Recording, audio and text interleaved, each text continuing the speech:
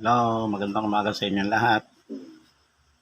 Binabati ko po kayo ng isang magandang umaga sa ngayong araw na ito. At ganyan din po sa mga Bisaya dyan na maayong umaga sa inyong tanan. At sa mga Kapampangan natin ay maayong pabingi, kingkongan. Ayan po yan. At sa salitang hapon po, domo agarigato asitero. Yan. Sa salita pong Aliman,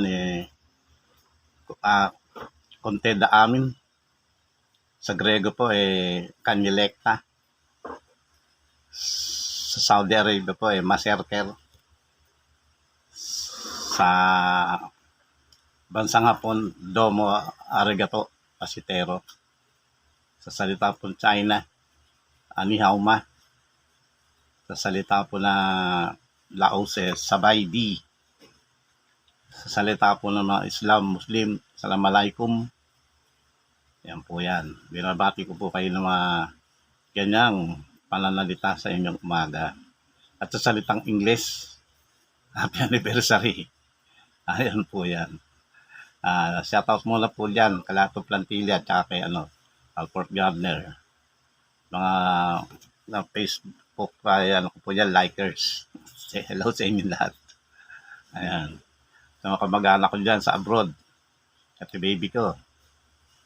Kay Kati Carol, kay Ate Changpas, kay Tun Celso, kay Cecil at kay Ricky. Ayan. Gaya po na sinabi ko na tatalakayin po natin ay ang salita po ba ng Diyos ay lagim o banal? Banal o lagim? Ayan po yan. Sabi nga kung fluent ka sa English, mahusay ka, magaling ka. Kung fluent ka sa Japanese, magaling ka, mahusay ka. Kung ibang lengguwahe, tsak pasok ka sa call center. Ayan, takma na sahod mo. Yung mga fluent na mga ganyan. Ayan. At meron po tayong pag-aaral ng mga wika kung iba-iba. Kung isipin nyo, may mga tutorial po dyan. Ayan po yan. At doon din po sa misa kung nanonood tayo ng SONA, State of the Nation ng Presidente, ulat sa bayan, mga ginagawa niya. Buong media po yan. Buong sambayan na nakikinig, nanonood sa kanya. Kikinggan po kung ano talaga ang gagawin pa niya. Ayan. Ganon din po sa Senado. Nung napunta ko dyan, nakanood po ako ng 2 hearing dyan. Talagang tagisan ng talino Magagaling silang mag-speech, talagang kaaya-ayang pakinggan. Yan. Ganon din po yung pag tayo nakikinig ng musika. Discrimination for our ears. Naka-headset tayo, nagbo-bluetooth. Sarap pakinggan. Ayan.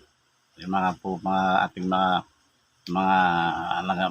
magtutula, makata. Sarap pakinggan, mga debate. Sarap pakinggan yan. Yan, talagang naman ang napapanahon. Ayan. Mga napapanahon na mga speech. Ayan. Pero ang tanong pagdating sa Diyos, ano na, salita ng Diyos sa Biblia. Baka ba't hindi siya nagsasalita na sa Biblia ang kanyang babasahin lang natin para pakinggan. Kumusta na po? Gusto ang Diyos ang magsasalita. Never and forgotten na. Hindi po ba? Ayan. Para sa sa nakikinig tayo sa lahat ng bagay Di ba, higit pa sa mga binanggit ko, marami tayong pinakikinggan, pero pagdating sa salita ng Diyos, never. Yan, kahit sa mga social media, mga nagsasalita dyan, scroll sila, hindi napapakinggan yan. Pero hindi naman sa palengke. Napupunan nyo, yung mga dyan sekta, nangangaral sa palengke, wala naman nakikinig. Kaya shoutout sa inyo. Sagarit kayo, no? Tama naman yan. Ang ginagawa nyo ba, mabuti o masama? Alam naman natin mabuti. Ayan, shoutout yan. At isa pa, yung mga palatuntunan ng Diyos, never po. Kasi lagim po sa kanila yan. Ayaw nilang pakinggan. Yung mga nagsasalita sa nagpapahayag, nagpapatotoo. Para nung lagim sa kanila. Ayaw nila pakinggan yan. Sakit sa tenga. Ayan, ayan. Kaya pagka mga walang kwentang bagay, ang sarap sa tenga. Ayan, di po ba? Oh. Kaya siya, nasasabi niya, dalawa yan eh, lagim ba o ano? Oh. Para mapagkasaltaan ng Diyos eh, nakaganyan sila oh. Ayaw, ayaw po nila. Ayan. Pero pagka yung mga magandang bagay, ayan, ganyan po yung tenga nila. Pag ganyan po sila, ayan. Bukas na bukas po yan. Ayan. Ayan. Ito na lang po, yung mga ayuda sa gobyerno. Ayan. Pag pera na pinag-uusapan, lahat ng tenga nakikinig. Di po ba? Oh, lalo sa mga barangay natin, kapag may ayuda dyan, ang bibilis ng tenga. Oh, di po ba? Doon nagpapalista pa ng pangalan. Pag di nalista pangalan, galit. Ayan. Ayan po yan. Kung minsan nga, meron dyan na titipunin ng mga tao magbibigay na ayuda. Pero magsasalita mo lang yung politiko bago ibigay sa inyo, isang oras, 2 oras, magtatyaga ka. Kikinig sila. Ito ba? Nasabi ko nga, pag pera lang mangusap, lahat ng tenga napikinig. Pag Diyos ang nangungusap, lahat ng tenga ayaw, lagim. Yan po. Diyan yung makikita yung pagka-materialistiko ng tao na pag sa kapakinabangan, okay sila. Kapag ka sa Diyos, hindi sila okay. Kaya sa kanila, lagim yan eh. Misa ka, nakita ko eh, may nangangaral, bahay-bahay eh. Pag linggo, sasabihin na may-ari ng bahay na pagmamahal, ay, aaliso kami. Pero man, ay, di pupuntahan po kami. Samantala yung mga tao, magpapayag lang ng mabuting balita. Ay, hindi wala ko nakatira dyan. Ay, hindi po sila nakatira dyan. Ayan po, madidinig nyo. Pag parting salita ng Diyos, lalakad pa lang sila, nagtatakbuhan na. Para mga siga yung dumarating. Ayan. Ganon din naman sa isang panig ng isang reliyon, nakikita ko.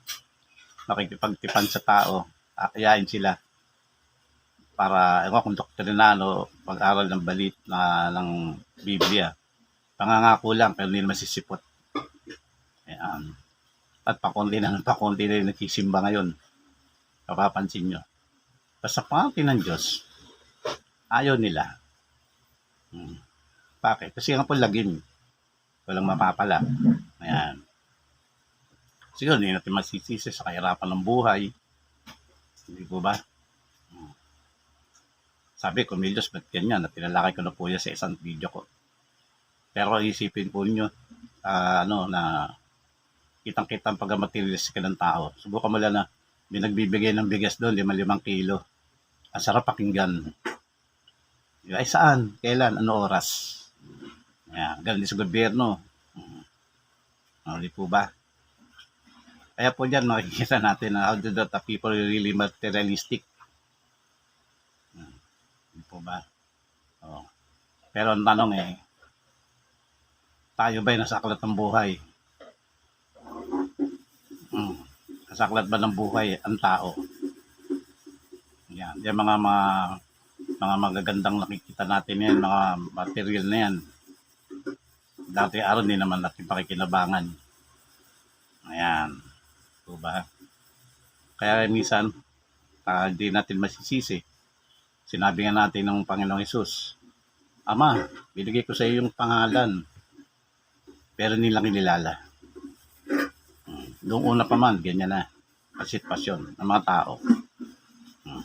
May mga taong hindi naniniwala sa Diyos. Mas matindi. May mga tao naman na hanggang ngayon hindi kinikilala si Kristo. Iba-ibang paniniwala.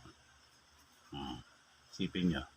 Isipin nga nila kapal naman ng Biblia, paano nga naman yung pagtsatsagaan.